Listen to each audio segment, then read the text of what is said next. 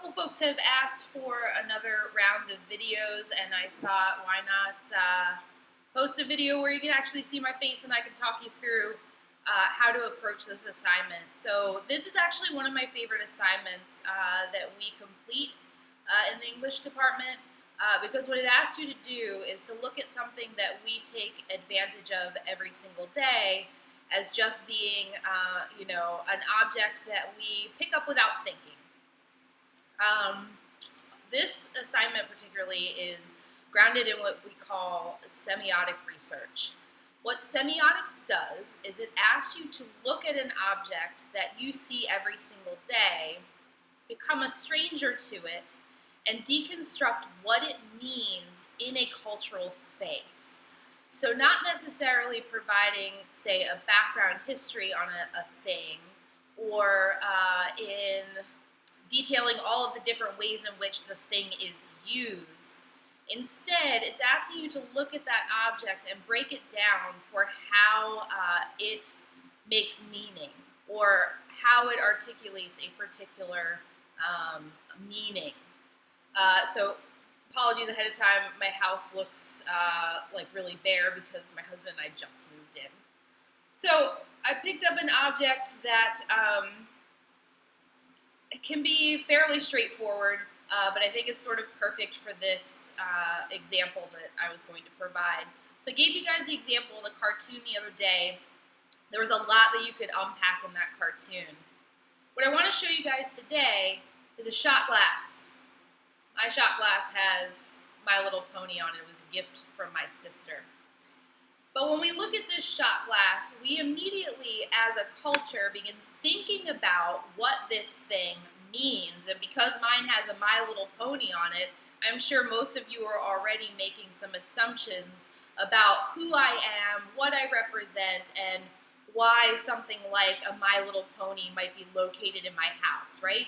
All of those associations that you're making only happen because we exist in a world together where this item makes sense to us and the things on it make sense to us because we live in a cultural environment that makes these things come together to make meaning. So for semioticians, it is the idea of looking at the signified and the signifier, all right?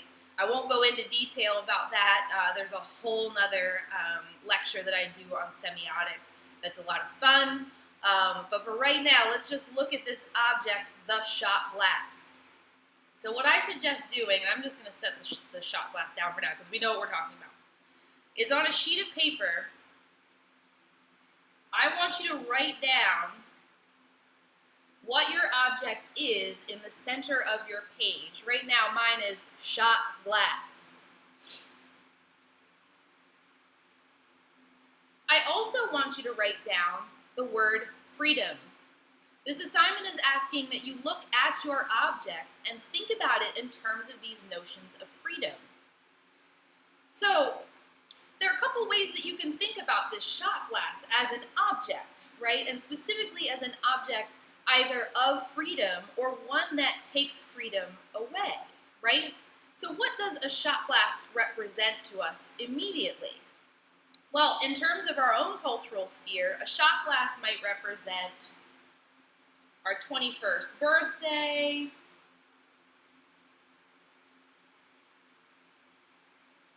drinking, specifically perhaps heavily drinking. And I'm just sort of writing these down as I go, all right?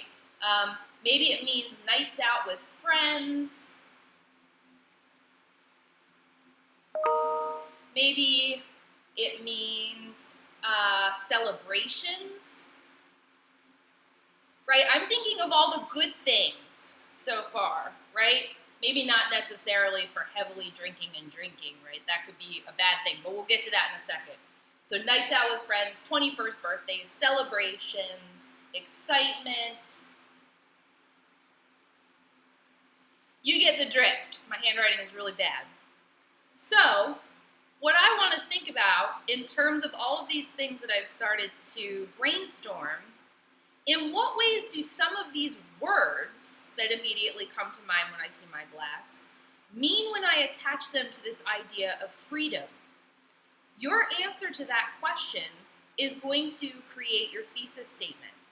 So for instance, if I want to think about the shot glass as a positive image that relates to this idea of freedom, I would say something like, a shot glass represents the freedom to celebrate with the people we care about.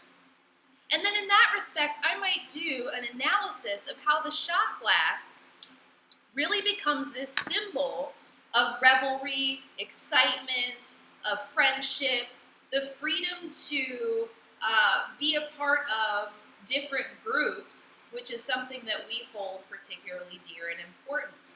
And I think specifically in terms of the here and now, this shot glass representing this idea of freedom to be with your friends and your family is all the more important because we haven't really been able to do that, right? Alternatively, we can look at this same shot glass as a representation of freedom being taken from us. And I'm sure if we think about it from the other side of the table, for instance, thinking about that heavily drinking and drinking, there are cultural associations with the shot glass of things like binge drinking or alcoholism or, trouble with law enforcement, right? It could alternatively bring up some of these negative readings that impact our freedom. So we might change our thesis statement to say, the shot glass represents the loss of, or the potential loss of freedom, because it is the receptacle through which people consume alcohol and thereby get themselves into trouble, right? So I hope this video was helpful in terms of generating some ideas for the cultural objects you guys are thinking about. You can do this deconstruction process with almost anything.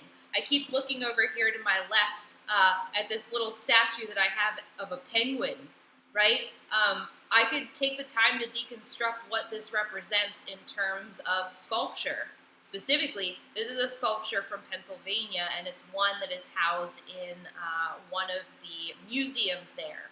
So perhaps I could do a little historical research on what this item is, who made it, and what it means in terms of its construction, and attach it to this idea of freedom, all right? I could do it, again, with almost anything. Here I'm looking at a record that I have that's sitting right in front of me. Awesome band if you've never listened to them before. But I could do a cultural analysis of what the record represents in terms of the music industry, or in terms of what that object represents to us now in a world where we don't have things like that anymore. In fact, we don't even have CDs really anymore. Most things are passed around via MP3 player. So in terms of approaches to this assignment, those are just a few ideas for you to think about. So please let me know if you have any questions, and I hope that this was helpful for you.